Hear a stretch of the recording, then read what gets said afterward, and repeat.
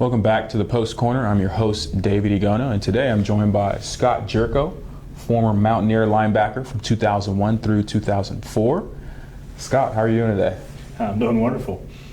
So let's jump back. Let's jump in the time machine. As a kid, as a boy, did you ever think that you would be a Mountaineer? Is that just something that you saw in the paper or on TV? How did you start playing football? And did you have those aspirations that soon? I was born and raised in West Virginia, right here in Morgantown, so it was always on my mind. I was always a Mountaineers fan, and I always had blue and gold, other than the Chicago Bulls that I loved when I was little. But yes, I did want to be a Mountaineer, even all the way up through high school, and even when I did get to go to college, and it was here. So let's talk about your upbringing. I find it funny that most football players, the ones who especially get to college, usually have brothers that kind of beat up on them, or they beat up on their brothers. What was your siblings? What were they like? Well, I have a very large family here in Morgantown. I have two brothers, one older and one younger. Randy is my older brother, and Jed is my younger. And Randy and I only have 2 years difference, so we were similar in size, but I had a lot of older cousins that beat me to a pulp just about every day in my grandparents' backyard when we were playing football, baseball, basketball, hide and seek. It didn't matter. These cousins that would beat up on you, did you guys play football? Is that something that you sort of found a way to be eye level with them? We played any type of sport: golf, hockey in the winter on our pond that was frozen over. Any sport that you could think of, we played. Racquetball, volleyball, tennis. We had my parents had actually built a half basketball court out of concrete right next to the house. So we always had basketball. When we had a block wall, we'd always throw as our backstop for tennis ball and wiffle ball. So there wasn't a day that went by that we weren't competing in something. That's awesome. So let's fast forward a little bit to high school. You're a local kid. Which high school did you go to? University High. Take us back to that time. Were you like the star player? Like how did you progress into this? A guy who we see at WVU as somebody that is almost like the heartbeat of the defense. What was it like in high school coming up? High school was a little challenging. I was somewhat smaller, so to speak, as compared to typical linebackers playing fullback and linebacker. It was very fun. It was very fun. I got to play football, basketball, and baseball in high school because, like I said, there wasn't a day that went by that I didn't want to compete in something. That was fun to me. I enjoyed it, and the competitive nature of me was saying, I'm not just going to play. I'm going to play to win. Mm-hmm. And that took hold with all my friends, and everyone kind of took that attitude that we were going to work hard and we were going to play hard, and we did play well, and we had a couple conference champions. Yeah, that reminds me of my high school career and the fact that I didn't really play a lot, but I bonded with some of them were neighbors, but I bonded with the guys that I grew up with, and we just played hard, and we got to the state playoffs. Can you almost sort of, not compare, but reflect back on high school, the camaraderie and the, let's just say, the wholesome competition of high school sports, high school football? How did that prepare you for the cauldron of college football? In preparation, it was an eye-opener. You saw just as many people as fast or faster or bigger and stronger than you, especially when you got to the collegiate level. Coming in as a freshman and then to where I was when I was a senior was night and day. High school, though, I was probably one of the best athletes in the state of West Virginia. But like I said, everything was a competition, and just because I was in high school didn't mean that we still weren't in the backyard playing basketball against Randy and Jed and all the rest of the cousins. Now, I've heard through urban legend the story of your rehabbing the ankle. Give us the story, give us the context, because I think it's a great story that more people need to know about. My senior year This is high school, right? High school, senior year of high school. Fourth game of the year, I got tackled and got my leg bent back around me, falling backwards, and it broke my ankle in a spiral. So of course I tried to walk off the field, and then when I couldn't walk, I pretty much knew it, something bad had happened. But the very next day, I went over to HealthWorks and saw John Spiker, who helps out with the WVU even, and we confirmed, took X-rays and everything, and it was broken. So what's my options? Well, you can either put it in a cast for 6 to 8 weeks and then rehab after that, or you can have surgery, put a plate and pins in. Well, how long is it till I get back if I do that? 4 to 6 weeks is what they're saying. For the surgery? For the surgery to heal and then to start preparation, to come back. Well, every day, Monday through Saturday, I was right after high school ended, I was getting picked up, taken over to HealthWorks, and I wouldn't leave for 3-4 hours every day. It was nonstop commitment with my parents, picking me up and taking me there, and myself and everyone else that helped me. It was a long and strenuous time mentally and mostly physically or mentally. Not so much physically. I mean, you can still do some stuff, but I managed to play the 6 weeks after I broke my ankle. I mean, that's crazy to me. As somebody who's had to rehab an injury, surgery, ligaments, and all that, it's the number one question that comes to my mind is why. What were you thinking about? What were you so fixated on that you had to be back that soon? Well, it was senior year of high school, and everyone wants to go out with a bang. And not only that, you want to get picked back up by colleges. You wanted to get that football scholarship. And the fourth week, saying 6 weeks is 10th week. That's the last week before playoffs start in high school. You didn't have an off week. You played 10 weeks, and then it was playoffs. So the 10th week, I said, let's shoot for that, and that's the Mohawk Bowl. That's a crosstown rival game. So that was the motivation behind that, in most regards. So you did play in the Mohawk Bowl. I did play in the Mohawk Bowl. I probably shouldn't have, but I did. So you do go out with a bang, and you mentioned how other colleges in general are looking at you. What was that like? A lot of times, a lot of high school players, whether it's an injury or it's academic reasons, going into the last games of their football senior year, it's sort of touch and go. What was it like for you coming off an injury and playing in that Mohawk Bowl? It was a little, I don't even know how to say it. Maybe bittersweet, because all these people tell me there's no way that you're going to come back. And that was motivation just to prove them wrong, to say, yes, I can, and there's nothing anybody can do that's going to stop me. And I always had that mindset, and my parents have always instilled in me, you don't quit at anything you do. You always finish what you start, and that's what I'd started. So what about colleges? Were you being recruited at that time? Was it more so just... I was recruited, and it was pretty fun to get that first letter, from collegiate, Purdue, West Virginia, Syracuse, wherever. I can't even remember all of them now, but the fourth week, you were getting phone calls. My dad had taken all the phone calls and said, yeah, he broke his ankle yesterday, and before he could even get another word out, a bunch of them had just hung up the phone. So it was it was hurting mentally more than physically, and I just had to prove myself that I could get back to that point. So that mental toughness is a theme in not only your career, but it sort of defines how you've, some would say overachieved, but I would say achieved what you sought out to do.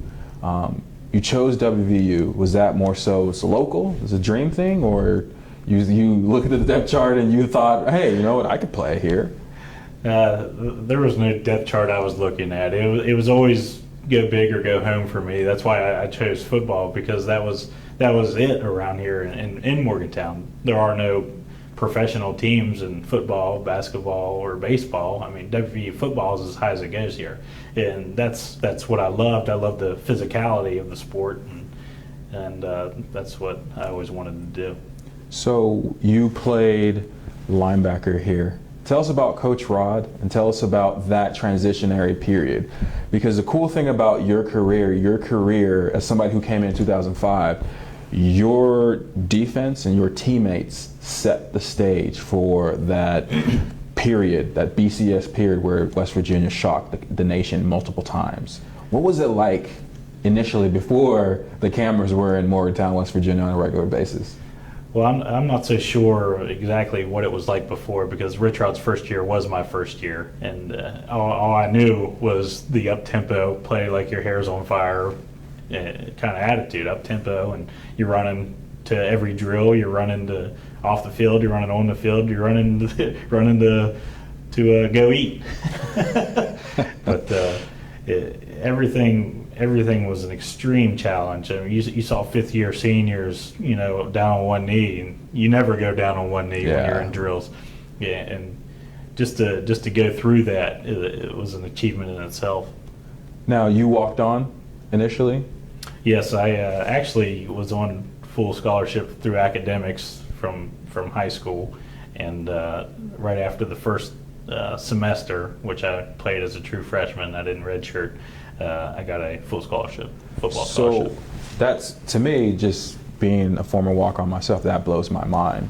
Did you have a chip on your shoulder? Because for walk-ons, it's a little bit different, only in the sense that they're not expected to not only contribute, but to be in the two deeps as a underclassman. What was it like just playing with these guys that, I mean, for the most part, if we're honest, you saw the season before when you were playing high school. What was it like playing with them? It was pure elation, really. I was so overjoyed that I was a kid in a candy store to the 10th extreme. I remember going home telling Mom and Dad, hey, what do you guys want to go up to Boston College with me this weekend? It was literally a game or a week decision that I was going to be on special teams and playing true freshman year, and I was a kid at Christmas. So take us back to that. After that game, did you decide in that moment, or was it just the Scott Gyorko mentality of like, you know what, like you said, I'm going to go big or go home? Did you just decide in that moment, I'm going to not only make the most of this, I'm going to make my weak side linebacker position mine. I'm going to be the guy there? Well, there was a lot of hard work and dedication put into it. That was always a dream of mine to play, and once you're there, you realize what the steps you need to take if you're going to take it seriously. And it was getting in the weight room. It was going up and taking extra drills with the Grant Wileys and Kyle Cadens after practice had ended. Just picking their brains on stuff that you needed to do. And like I said, if I was going to start something, I was going to finish it. You definitely finished it. What bowl game did you guys play? Well, we didn't make one at the end of the freshman year. We went through an arduous 3-8 season, but we went to the Tire Bowl and 2 Gator Bowls. Okay. Sophomore through senior year. So from an athlete's perspective, when you're at West Virginia and you're playing at that time the Big East, there's a lot of talent on the field. Like you said, you had to do a lot. You had to put in a lot of work. That was one of the things I realized too when I first came here. I was like, okay, I'm decent, but if I want to actually make that next step, it's more of a mental choice to get your body up to that level. What was it like with, I'm thinking back to guys like, when Chris Henry comes in, or Pac-Man, or even guys like KJ and Rasheed Marshall.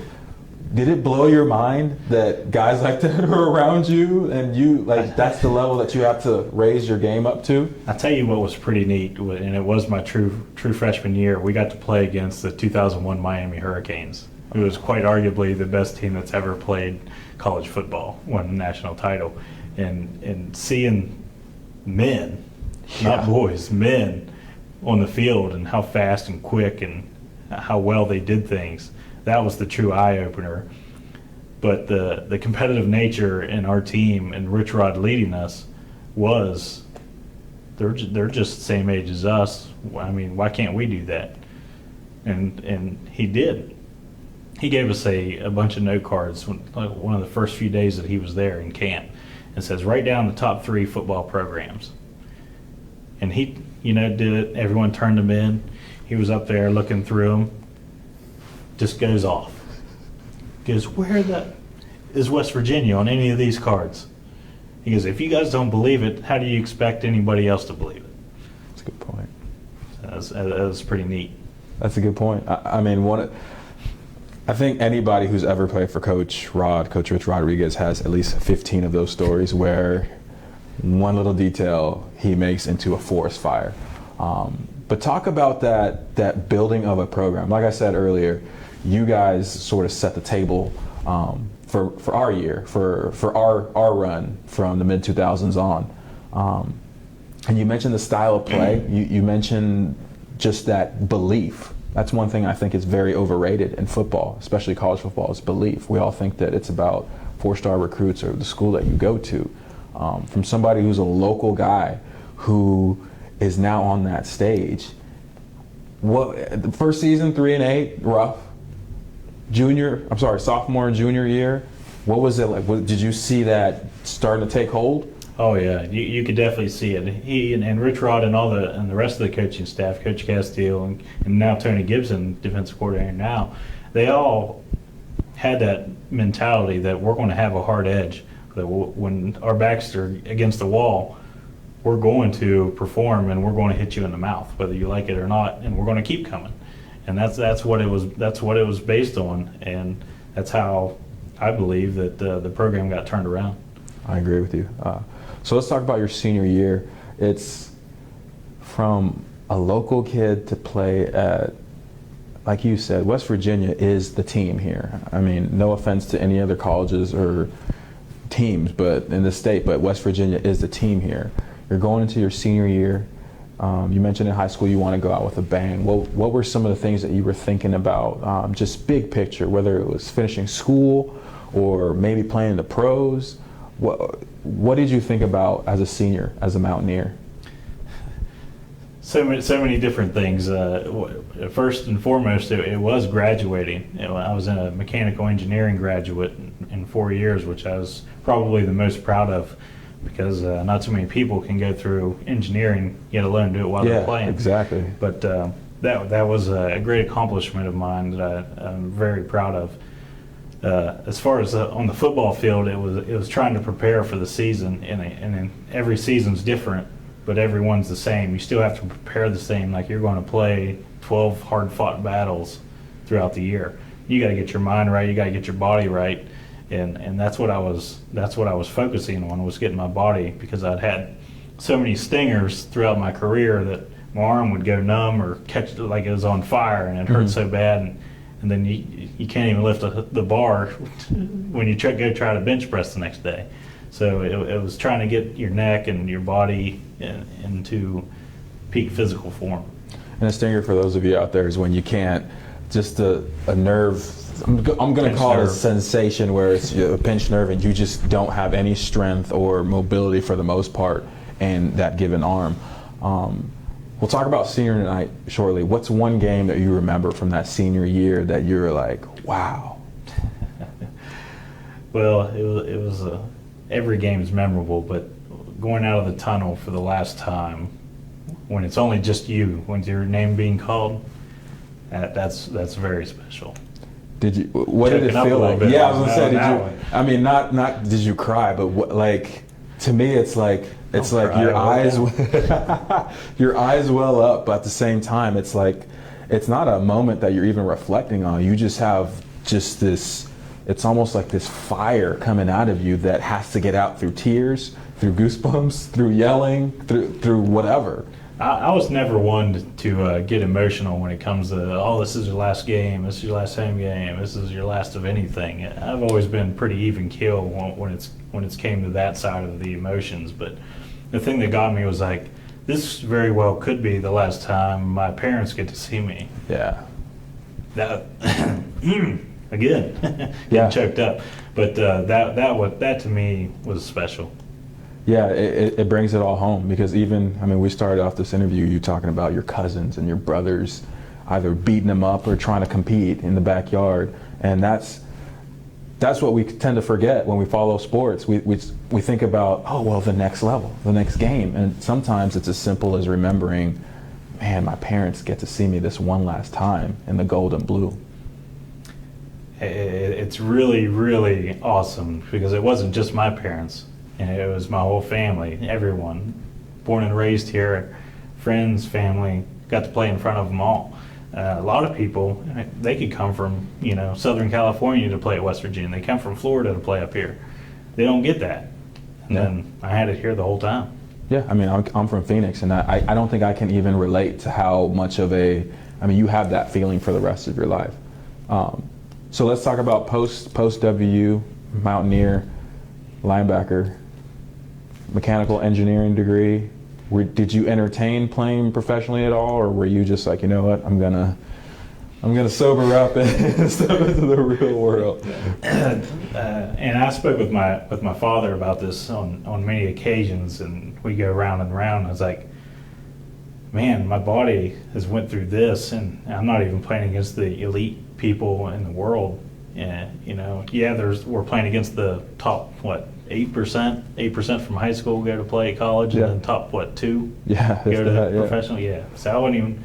I played against some, but not all of them, and then I just couldn't imagine how I'd feel in 3, 4, if I had a long career, 6 years in the linebacker stage, how I'd even be able to walk, and that point made it clear to me that I wanted to be done.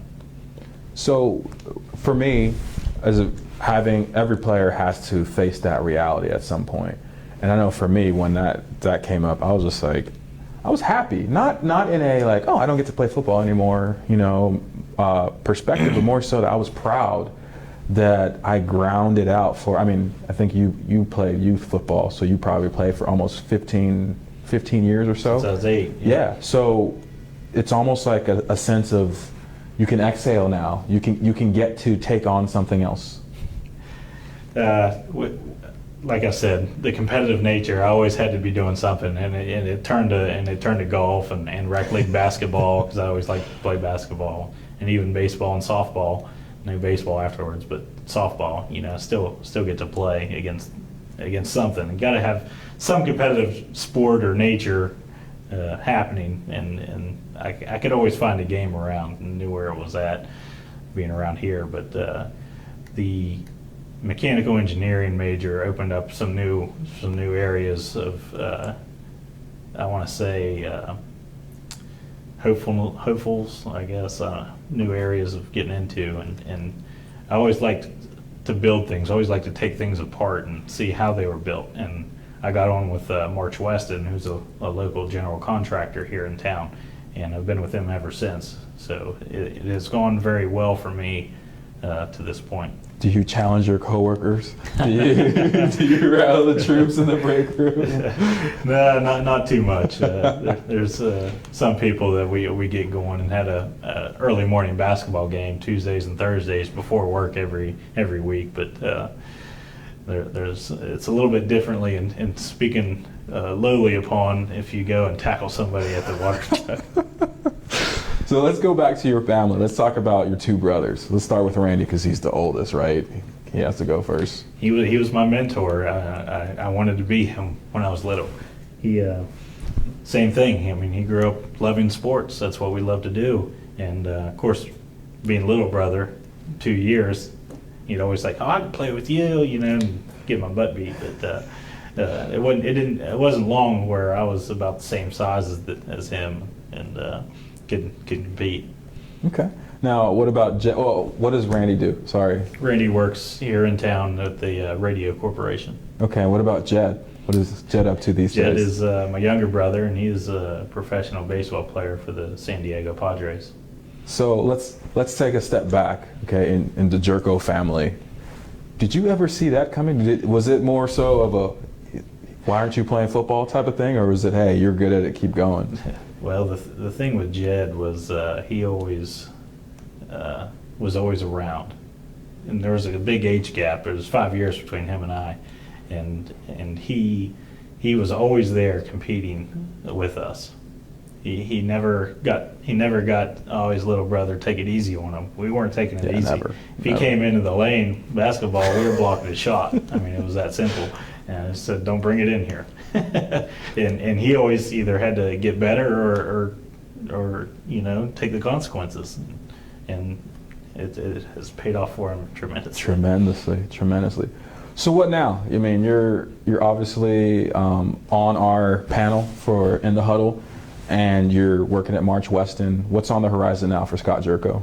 Well, I recently got engaged here about a month ago, and I'm very excited to be wedding planning. Congratulations. Oh, yeah. But I have Katie Vig, and she is very important to me.